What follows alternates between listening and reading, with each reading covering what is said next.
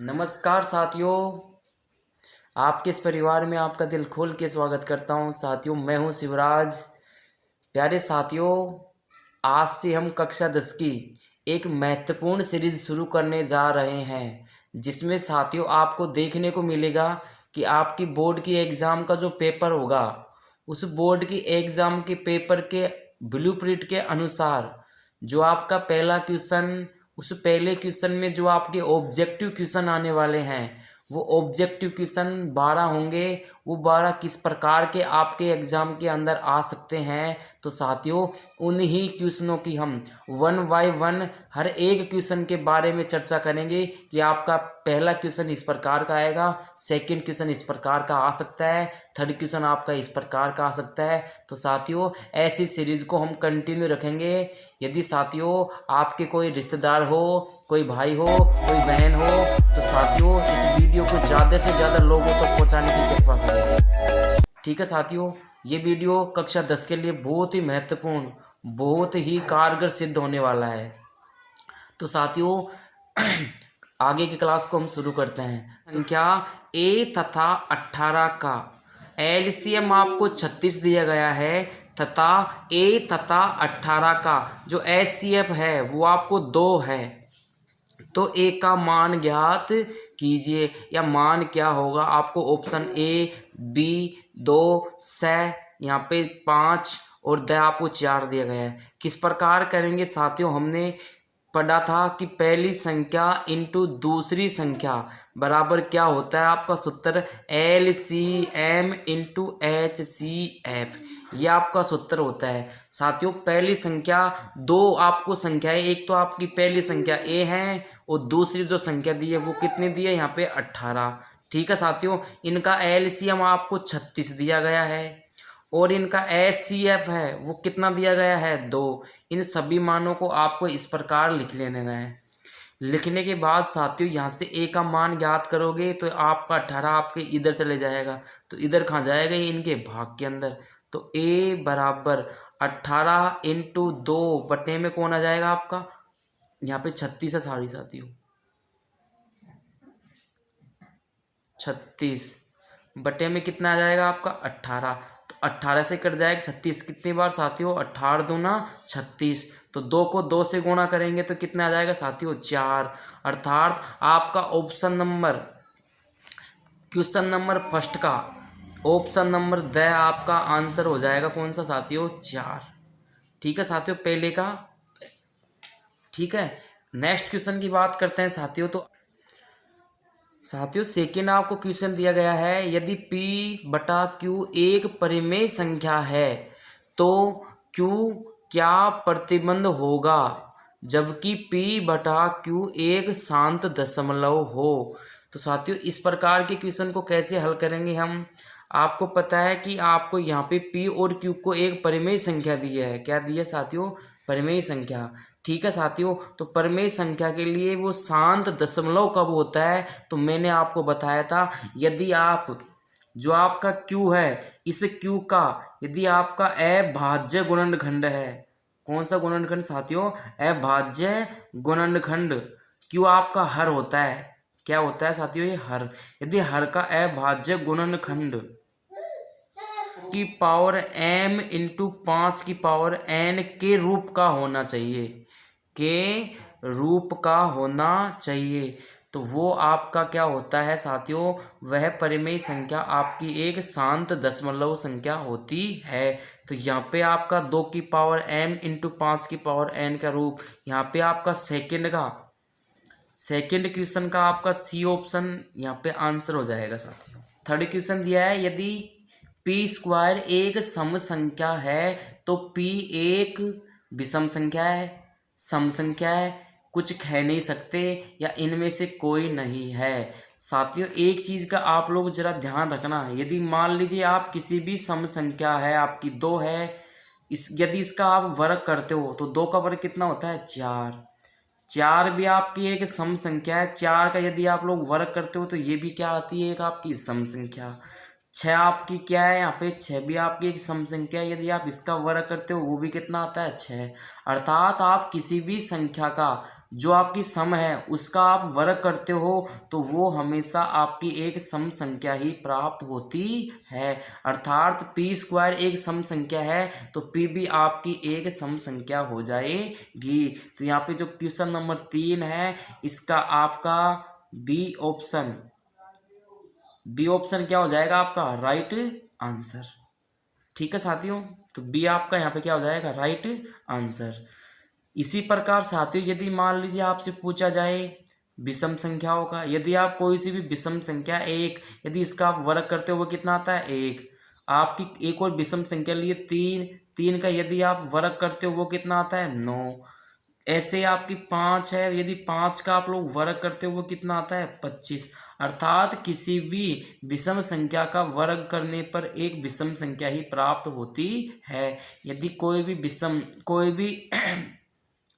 कोई किसी भी यदि पी स्क्वायर एक विषम संख्या है तो पी भी एक विषम संख्या ही होगी। यदि ऐसा भी क्वेश्चन आता है तो उसको आप इस प्रकार से हल करेंगे। ठीक है साथियों, नेक्स्ट क्वेश्चन की बात करते हैं। अगला जो आपको क्वेश्चन दिया गया है वो क्वेश्चन है आपका कि निम्न परिमेय संख्याओं में कौन सी संख्या का दशमलव प्रसार एक शांत दशमलव है।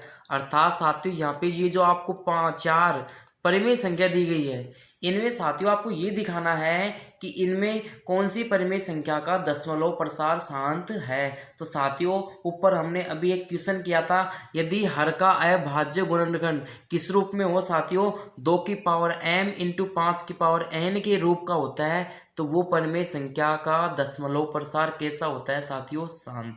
कैसा होता है शांत।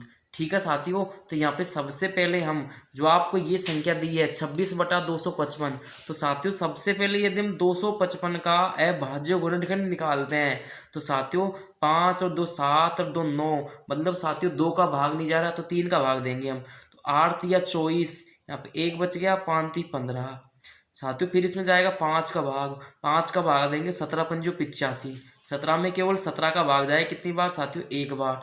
तो आप लोग यदि इसका हरखा अभाज्य गुणनखंड देखते हो तो साथियों 3 आ रहा है एक्स्ट्रा में, 17 आ रहा है, लेकिन होना कौन चाहिए था, या तो केवल 2 होना चाहिए था या केवल 5 होना चाहिए था, चाहे इनकी घात कुछ भी हो। ठीक है साथियों, इसलिए ये संख्या का आपका दशमलव प्रसार शांत नहीं है। क्यों साथियों आप जान चुके हैं। दूसरी संख्या साथियों 5/18, यदि हम 18 का निकालते हैं साथियों 2 का भाग 9 बार, 3 का भाग 3 बार, 3 का भाग 1 बार, अर्थात साथियों इसका भी जो हर का अभाज्य गुणनखंड है वो 2 की पावर m इंटू 5 की पावर n के रूप का नहीं है। अगली संख्या है साथियों आपकी 21। केवल साथियों आपको नीचे की संख्याओं का हर का ही अभाज्य गुणनखंड करना होता है। ठीक है साथियों, अब देखते हैं आगे हम। तो 21 का देखेंगे साथियों, 21 में आप लोग देख रहे हो 3 का भाग जाएगा 7 बार, 7 का भाग जाएगा 1 बार, अर्थात साथियों इसका भी अभाज्य गुणनखंड इस रूप का नहीं है।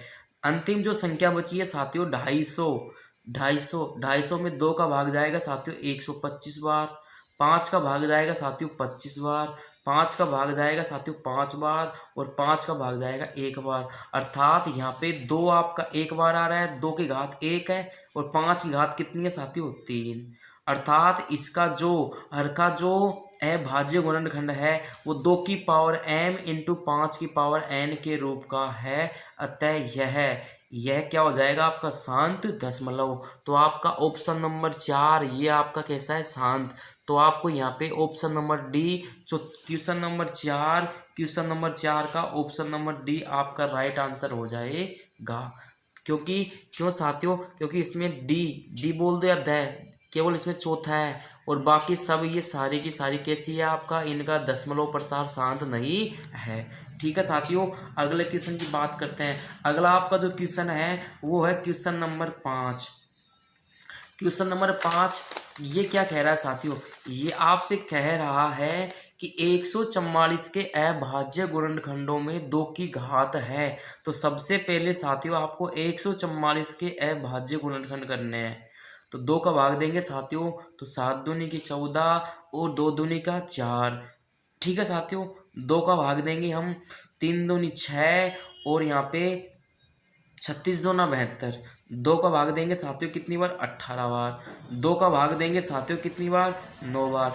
3 का भाग देंगे साथियों 3 बार। 3 का भाग देंगे साथियों 1 बार। अर्थात साथियों आपसे केवल 2 की घात पूछी है, तो 1 2 3 4, तो 2 कितनी बार आ रहा है साथियों? 4 बार। तो आपका ऑप्शन नंबर ए, पांचवा में ए आपका आंसर हो जाएगा 4, राइट आंसर।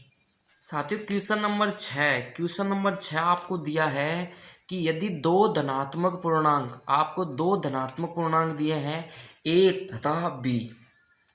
ए साथियों आपको दिया गया है पी क्यू स्क्वायर, क्या दिया गया है? P Q square. और बी आपको दिया गया है साथियों, बी इधर लिख रहा हूं मैं, पी स्क्वायर क्यू, ये आपको दिया गया है। ठीक है साथियों, जबकि P तथा Q अभाज्य संख्याएं हैं। यहाँ पे P और Q कैसी संख्याएं हैं साथियों? अभाज्य संख्याएं हैं। तो आपको A तथा B का लघुत्तम समावर्त जिसको आप LCM कहते हो वो ज्ञात करना है। तो साथियों LCM के लिए आप लोग क्या करते हो, जो भी यहाँ पे अभाज्य गुणनखंड है भाई P का, तो P का आपको अधिकतम घात लेनी है। पी की जो भी दोनों के अंदर, इन दोनों के अंदर जो भी अधिकतम घात होगी वो पी की घात लेनी है। तो पी की अधिकतम घात कितनी हो जाएगी साथियों? P square. क्योंकि साथियों क्यू की अधिकतम घात, क्यू की अधिकतम घात, क्योंकि साथियों हम एलसीएम जब भी ज्ञात करते हैं तो एलसीएम के अंदर मैंने आपको बताया था कि जो सभी के अंदर हो उनकी हम बड़ी से बड़ी घात लेते हैं। तो क्यू की बड़ी से बड़ी घात कौन सी होगी साथियों? Q square. तो साथियों पी स्क्वायर क्यू स्क्वायर, तो पी स्क्वायर क्यू स्क्वायर, यह आपका ऑप्शन नंबर डी। तो आपका क्वेश्चन नंबर 6 का ऑप्शन नंबर डी आपका राइट आंसर हो जाएगा। क्वेश्चन नंबर 7 आपको दिया है कि परिमेय संख्या, आपको परिमेय संख्या दी है 43/2 की पावर 2 इंटू 5 की पावर 3।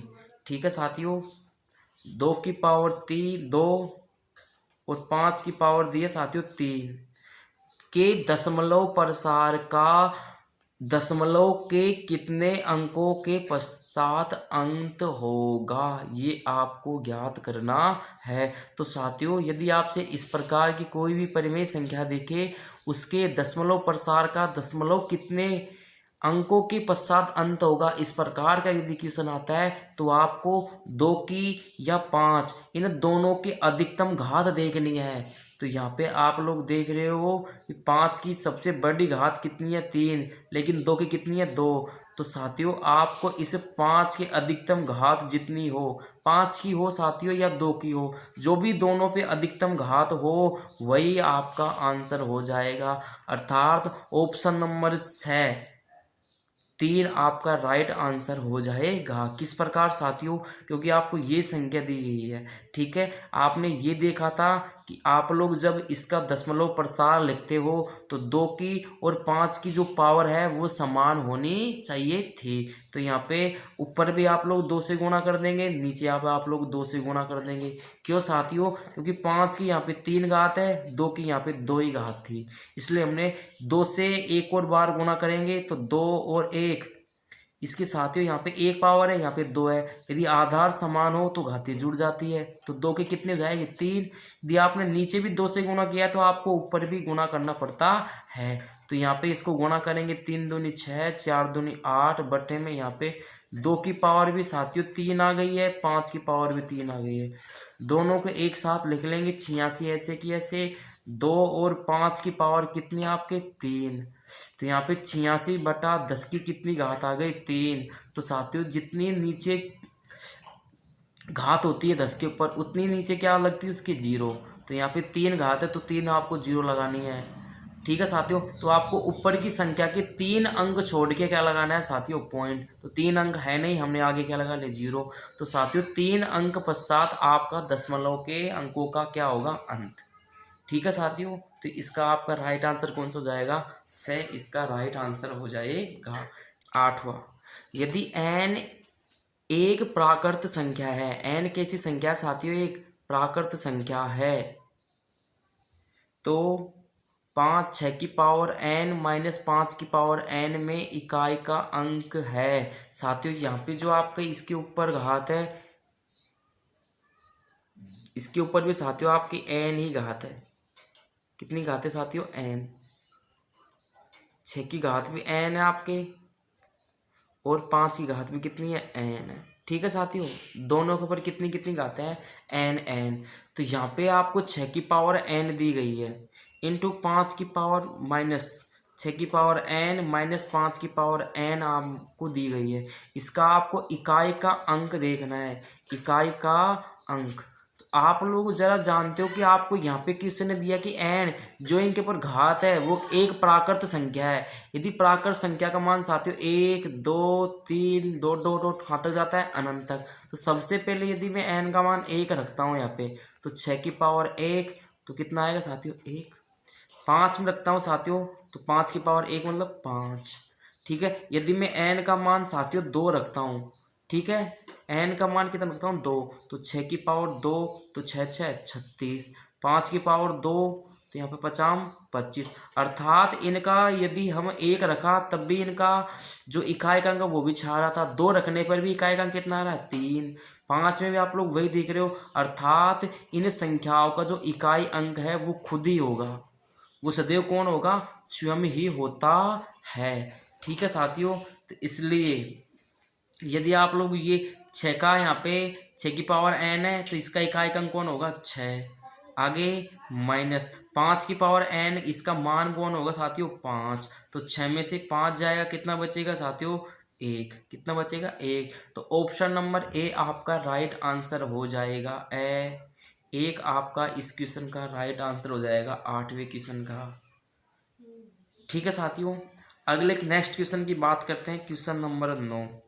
क्वेश्चन नंबर 9 क्वेश्चन आपको दिया गया है 94 तथा 152 का महत्तम समापवर्तक, जिसको आप HCF बोलते हो, वो ज्ञात करना है। कौन कौन का साथियों?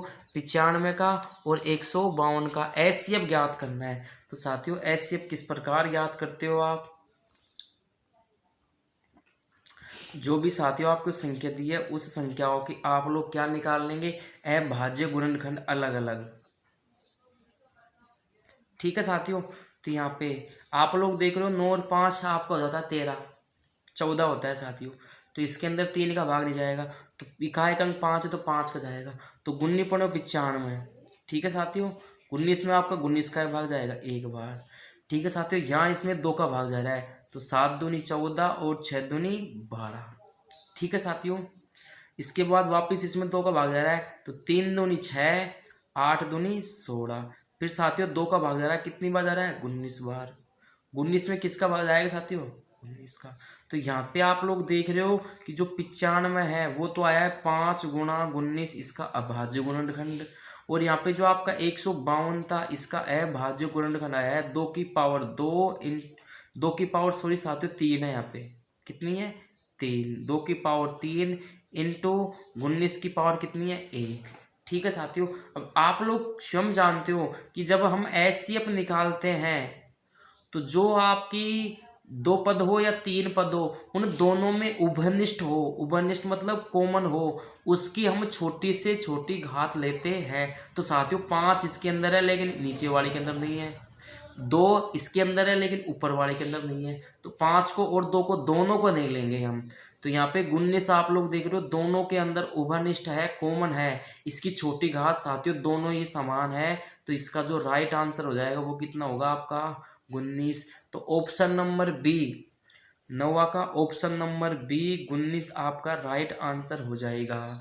ठीक है साथियों, अगला आपको क्वेश्चन दिया है, क्वेश्चन में आपको दिया गया है कि दो संख्याओं का गुणनफल 1080 है और उनका HCF आपको 30 दिया गया है, तो उनका LCM ज्ञात करना है। तो साथियों दो संख्याएं का गुणनफल पहली संख्या इंटू दूसरी संख्या बराबर होता है LCM इंटू HCF। यदि इस प्रकार का क्वेश्चन आता है तो ये वाला जो सत्यापन का सूत्र है इसको आपको याद रखना है, वेरी इंपॉर्टेंट है। दोनों का गुणनफल एक साथ दिया गया है कितना 1080 बराबर एलसीएम आपको ज्ञात करना है। एचसीएफ साथियों आपको 30 दिया गया है। एलसीएम ज्ञात करना है, ये गुणा के अंदर खा जाएगा इधर भाग के अंदर। तो 108 1080 में किसका भाग देंगे इसका बराबर एलसीएम।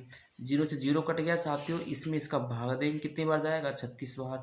तो एलसीएम कितना निकल के आया है साथियों 36। तो ऑप्शन नंबर 6 आपका राइट आंसर हो जाता है। ठीक है साथियों, अब आगे हम बात करते हैं क्वेश्चन नंबर 11 की।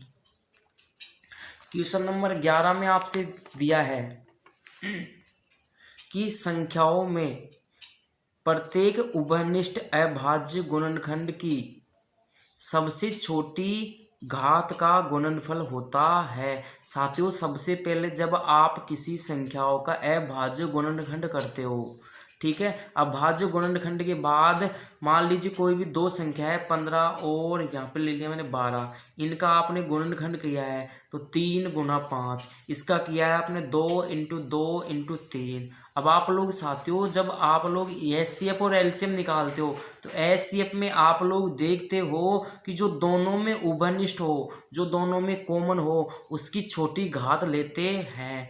तो जो छोटी घात लेते हैं उनका गुणनफल ही आपका क्या कहलाता है एचसीएफ। तो साथियों क्वेश्चन नंबर 11 का जो आपका ऑप्शन नंबर बी एचसीएफ आपका राइट आंसर हो जाएगा।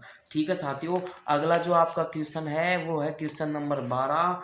वो क्वेश्चन नंबर 12 भी सेम इसी प्रकार है कि संख्याओं से, इधर कर रहा हूँ साथियों 12 को, कि संख्याओं से संबंध प्रत्येक अभाज्य गुणनखंड की सबसे बड़ी घात का गुणनफल होता है। आप लोग देखते हो साथियों जब आप एलसीएम ज्ञात करते हो तो एलसीएम साथियों जो दोनों में उभयनिष्ठ हो या नहीं हो, प्रत्येक की प्रत्येक संख्या हम लेते हैं और उनकी बड़ी से बड़ी घात लेते हैं। किसमें साथियों एलसीएम में।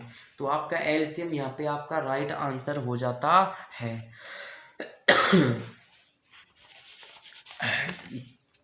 साथियों आपको अगला आपको क्वेश्चन दिए गए हैं। अगला साथियों आपको क्वेश्चन दिया है question number 13। Question number 13 question number 13 है कि अंक गणित की आधारभूत प्रमेय का संबंध निम्न में से किसके गुणन से है। साथियों आपने अंक गणित की आधारभूत प्रमेय जो पढ़ी थी उसका संबंध किन से है। तो साथियों उनका जो संबंध होता है वो होता है साथियों धनात्मक संख्याओं से या धनात्मक पूर्णांक से उनका संबंध होता है। ठीक है साथियों, तो इस क्वेश्चन का राइट आंसर क्या हो जाएगा आपका धनात्मक पूर्णांक। अंक गणित की आधारभूत प्रमेय का जो संबंध होता है वो किससे होता है साथियों धनात्मक पूर्णांक से। क्वेश्चन नंबर 14 की हम बात करते हैं साथियों। क्वेश्चन नंबर 14 जो आपको दिया गया है वो है आपका कि प्रत्येक भाज्य संख्या को एक अद्वितीय रूप से कौन सी संख्या के गुणनफल के रूप में व्यक्त किया जाता है। साथियों भाज्य संख्या को हम अभाज्य संख्या, कौन सी संख्या साथियों अभाज्य संख्या के रूप में हम व्यक्त कर सकते हैं, इनके गुणनफल के रूप में हम व्यक्त कर सकते हैं। यही आपकी अंक गणित की आधारभूत प्रमेय कहलाती है। ठीक है साथियों, तो आपका क्वेश्चन नंबर 14 का राइट आंसर क्या हो जाएगा आपका अभाज्य संख्या, क्योंकि भाज्य संख्याएं जो होती है उनको हम अभाज्य गुणनखंड के द्वारा अद्वितीय रूप में लिख सकते हैं उनके गुणनफल को। ठीक है साथियों, तो क्वेश्चन नंबर 15 यह आपका है साथियों 15वां क्वेश्चन है कि निम्न में से सुपरिभाषित चरणों की एक श्रृंखला होती है। सुपरिभाषित पहले से ही परिभाषित एकदम चरण में जो श्रृंखला होती है वो होती है साथियों हायर कॉमन फैक्टर की, मतलब महत्तम समापवर्तक, महत्तम समापवर्तक की होती है, जिसको आप एचसीएफ कहते हो। तो साथियों आज की क्लास में हमने आपके जो आपके एग्ज़ाम की बोर्ड एग्ज़ाम में आपका जो पेपर है उस पेपर में साथियों जो आपका क्वेश्चन नंबर 1 है उसका जो पहला ऑब्जेक्टिव क्वेश्चन है वो किस प्रकार का रहने वाला है, तो इसकी आज हमने पूरी तरह चर्चा की थी साथियों। अब साथियों आगे की क्लास में हम बात करेंगे आपके एक का या आपका जो ऑप्शन का जो सेकंड नंबर का क्वेश्चन है वो किस प्रकार का आने वाला है। तो साथियों इस क्लास को आप अपने सभी साथियों के साथ ज़रूर शेयर कीजिएगा, ठीक है। तो साथियों आज की क्लास को यहीं पे समाप्त करते हैं। तो साथियों वीडियो आपको पसंद आई होगी, यदि वीडियो आपको पसंद आई है तो वीडियो को लाइक कीजिए, शेयर कीजिए और चैनल पर पहली बार आए हैं तो चैनल को सब्सक्राइब कीजिए। जय हिंद साथियों।